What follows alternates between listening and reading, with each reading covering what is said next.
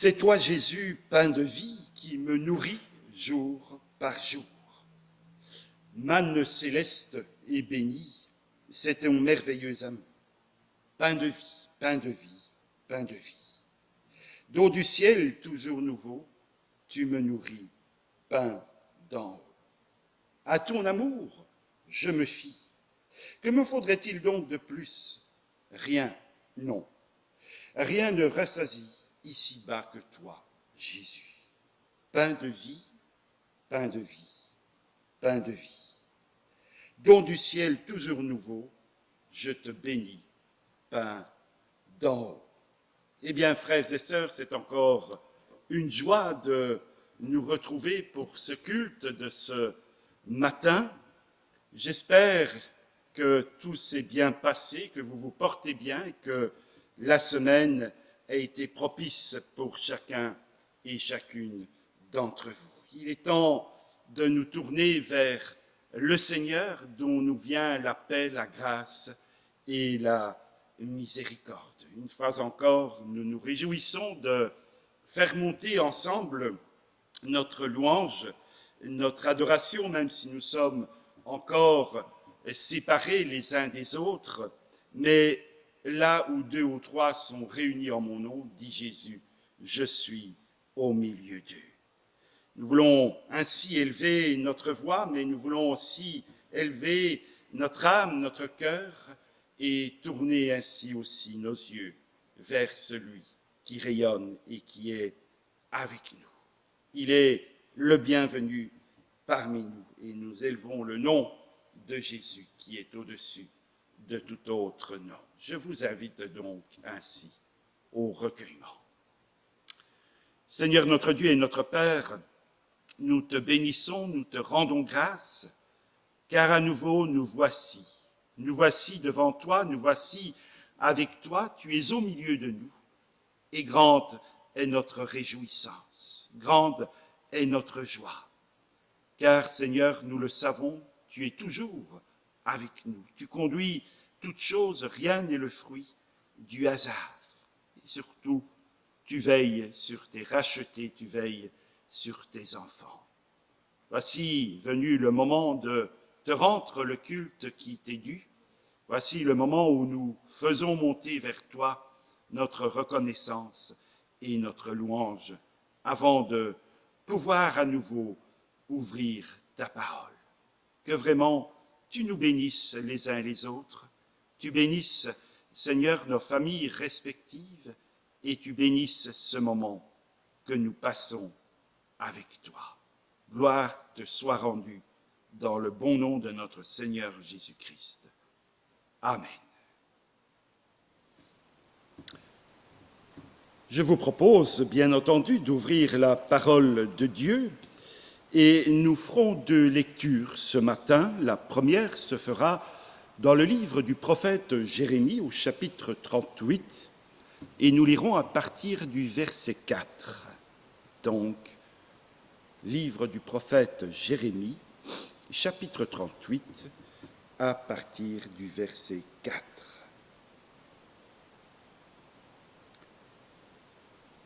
Et voilà ce qui est relaté.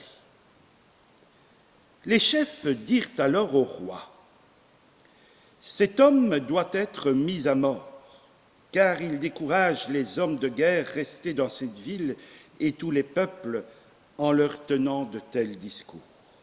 Cet homme ne cherche pas le bien-être de ce peuple, mais uniquement son malheur. » Le roi Sédécias répondit, « Il est à votre disposition, puisque le roi est incapable de s'opposer à vous. » Ils prirent Jérémie et le jetèrent dans la citerne de Malchia, un fils du roi qui se trouvait dans la cour de la prison.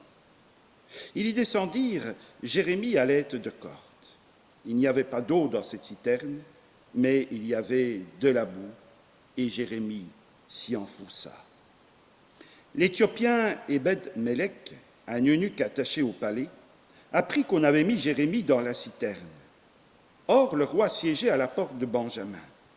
Ebed-Mélec sortit du palais et lui dit, « Monseigneur le roi, ces hommes ont mal agi en traitant le prophète Jérémie de cette manière, en le jetant dans la citerne. Il mourra de faim sur place, car il n'y a plus de pain dans la ville. Le roi donna cet ordre à Ebed-Mélec, l'Éthiopien: prends avec toi 30 hommes qui sont ici et fais remonter le prophète Jérémie de la citerne avant qu'il ne meure. Voilà pour la première lecture, et la seconde que nous effectuerons se trouve dans l'Évangile selon Luc. L'Évangile selon Luc, et nous lirons au chapitre 12 de cet Évangile. Et nous lirons à partir du verset 49. Et ce sont là des paroles du Seigneur Jésus que Luc nous transmet. Et voilà ce qui est dit. Je suis venu jeter un feu sur la terre. Combien je voudrais qu'il soit déjà allumé. Il y a un baptême dont je dois être baptisé, et quelle angoisse pour moi jusqu'à ce qu'il soit accompli. Pensez-vous que je sois venu apporter la paix sur la terre? Non, vous dis-je, mais la division.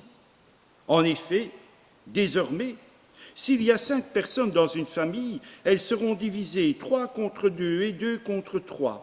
Le père contre le fils et le fils contre le père, la mère contre la fille et la fille contre la mère, la belle-mère contre la belle-fille et la belle-fille contre la belle-mère.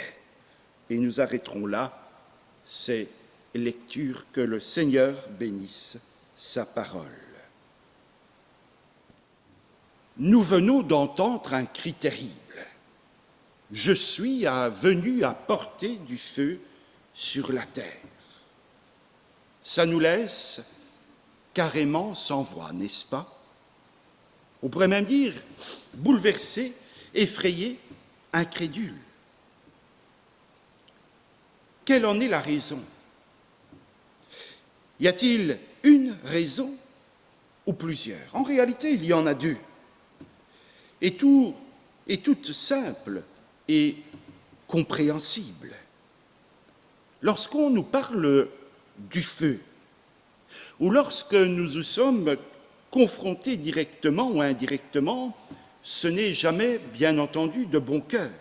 C'est quelque chose que nous appréhendons, que nous fuyons, que nous espérons ne devoir jamais y être confrontés. Et si nous le sommes, je dirais que c'est avec tous ces sentiments et réactions susmentionnés à l'instant que nous l'abordons ou les abordons.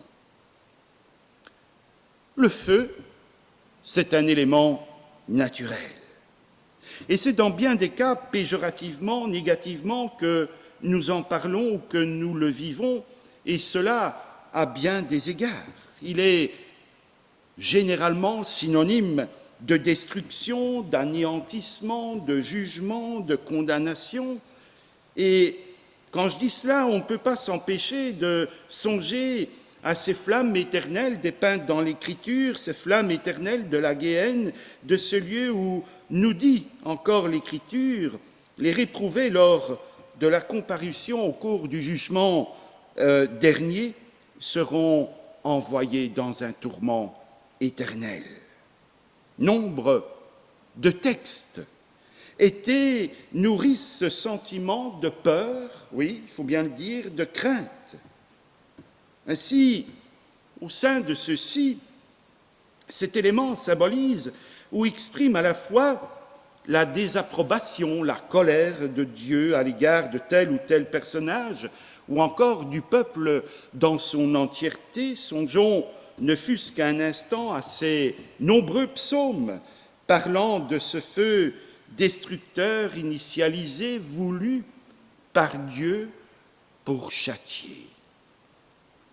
Et l'exemple qui nous frappe le plus est cet épisode relaté au sein du livre que nous n'avons pas lu, au livre de la Genèse, où, à cause de leur inconduite, à cause de leur inconséquence dans de nombreux domaines, eh bien, les villes de Sodome et Gomorrhe, ainsi que leurs habitants sont consumés par le feu. Et tout cela fait effectivement froid dans le dos, pour ne pas dire autre chose.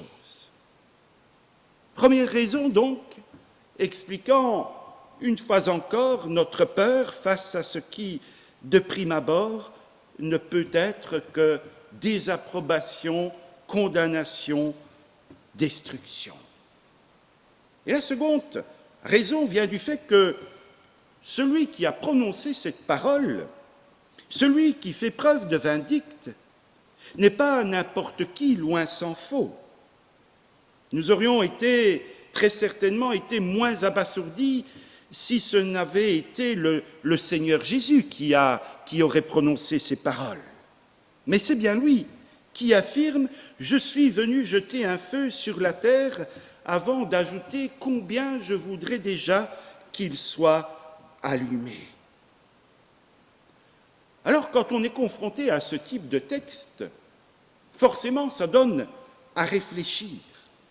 Et la question qui vient immédiatement à l'esprit, c'est de nous demander, est-ce que le feu n'est que destructeur? Et de quel feu Jésus ici veut-il parler?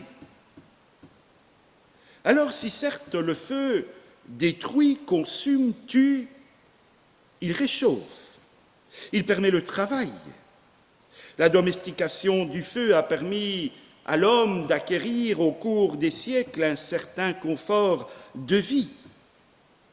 Il a également permis à une époque où les moyens actuels pour éradiquer nombre d'épidémies, de purifier ou encore de désinfecter. Bref, le feu peut être une arme fatale, mais peut être aussi, en quelque sorte, la liée des hommes dans certains domaines. Et lorsque nous abordons cette problématique à la lumière de la parole de Dieu, elle ne nous dit pas autre chose que ce que nous venons de constater en insistant autant sur le côté, dirais-je, purificateur ou encore sanctificateur du feu, et ce, même si c'est au sens symbolique du terme qu'il faut l'entendre. Ne songeons qu'à ces passages de l'Ancien Testament où le côté purificateur apparaît clairement. Souvenons-nous de cette apparition de Dieu à Moïse lors du buisson ardent, ou encore de ce passage du livre du prophète Ésaïe au chapitre 6 où des personnages ailés utilisent des pincettes afin de se saisir de braises en vue de venir purifier à la fois la langue et les lèvres du prophète qui se dit être un homme aux lèvres impures. Et que dire encore de ces langues de feu qui viennent se poser au-dessus de la tête des disciples, à nouveau rassemblés dans cette chambre haute, attendant le Saint-Esprit consolateur promis par le Seigneur au moment de son ascension, de son retour dans le royaume du Père. En nous remémorant et surtout en nous centrant davantage sur ce sens, sur cette signification ou connotation-là, alors nous sommes à même de comprendre et de saisir surtout l'empressement du Seigneur Jésus à venir embraser le monde, notre monde, et ce qu'il en constitue, et cela à partir de ce feu qu'il dit vouloir allumer. Lorsque Jésus affirme à ses auditeurs, comme à chacun et chacune d'entre nous ce matin, qu'il est pressé de venir allumer ce feu sur la terre, ce n'est, une fois encore, pas une brusque envie de saccager gratuitement, de saccager pour le plaisir, ou parce que ça lui fait plaisir, mais tout simplement parce que c'est là une nécessité vitale. Et quelle est-elle, cette nécessité vitale? Eh bien, il n'y a pas besoin de grandes démonstrations pour comprendre que le monde et ce qu'il véhicule est loin d'être le parfait reflet de ce que Dieu, notre Créateur, veut pour lui, comme pour chacune d'entre nous. Les injustices en tout genre, ainsi que les innombrables, entre guillemets, lâchetés ou encore des intérêts, ces immoralismes, ces amoralismes, promus tant politiquement que culturellement, dans certains cas extrêmes, eh bien, sont là pour nous le rappeler régulièrement. Inutile de rappeler, de passer du temps à se rappeler dans quel monde nous vivons et dans quelle éthique aussi prônée par ce monde. Il y a nécessité, et sans doute serait-il préférable de dire qu'il est urgent que des hommes se lèvent, quitte à se faire, dirais-je, appliquer l'étiquette d'empêcheur de tourner en rond, pour un peu et fortement contrebalancer, s'opposer, non pas avec des armes humaines, parce que ça, on sait très bien là où ça mène, non pas avec l'unique langue qui tue plus qu'elle ne soigne. Et allusion est ici faite à ce que l'apôtre Jacques dit de ce si petit organe employé seul et qui fait tant de ravages, et qu'il est si difficile de brider, mais avec la langue gouvernée par cet esprit vivificateur, par cet esprit purificateur, symbolisé par le feu qui nettoie, le feu qui embrase. Lorsque le Seigneur ajoutera que ce n'est pas la paix qu'il est venu apporter, mais la division sur la terre, que ce soit au sein de la sphère privée comme publique, il ne dit pas autre chose que ce que nous venons de la rappeler. Nous comprenons qu'il n'est pas ici question de ramer dans la même direction que l'ensemble des rameurs de ce monde.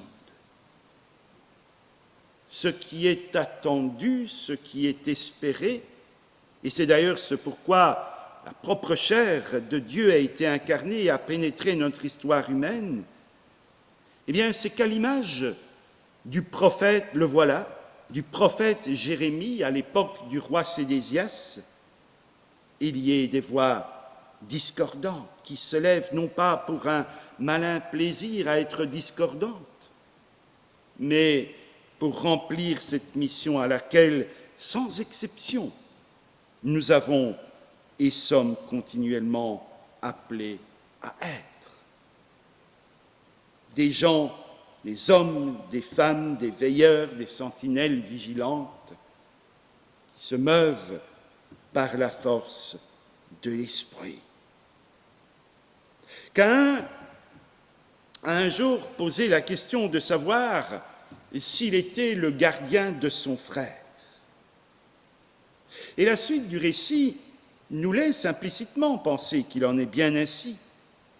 Et donc, si nous devons être les gardiens les uns des autres, il est primordial que nous devenions un signe de contradiction, après être nous-mêmes passés par ce feu bénéfique de la destruction de notre morale uniquement humaine, pour nous laisser saisir par l'esprit de vérité, certes, qui détruit toutes les forteresses, toutes les contraintes et liens, mais qui n'oublie pas de reconstruire, surtout de reconstruire. Et je voudrais terminer par ce passage primordial de Matthieu 18, à partir du verset 15 et jusqu'au verset 19. Vous pouvez relire ce texte. Et ce passage, eh bien, parle de lui-même et résume si bien sa pensée, la pensée, l'exigence de notre Dieu qui se décline en Père, Fils et Saint-Esprit, le feu de Dieu, sur lequel nous nous sommes arrêtés ce matin. Je suis venu jeter un feu sur la terre, comme je voudrais qu'il soit déjà allumé.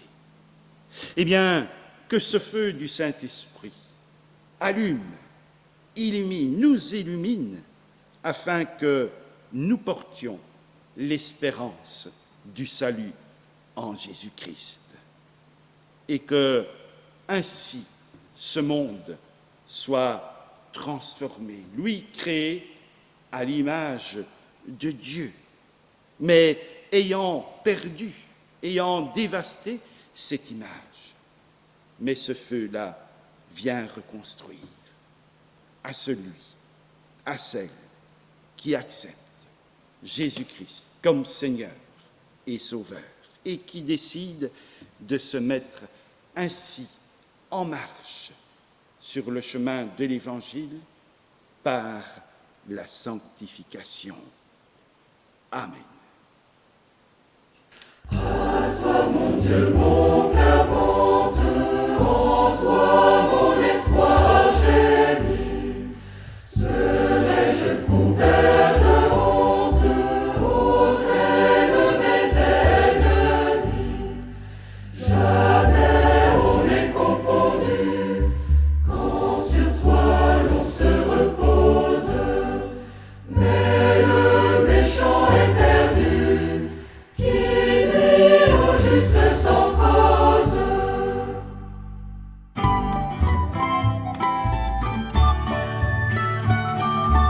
Ô Dieu, montre-moi la voie qui seule conduit à toi.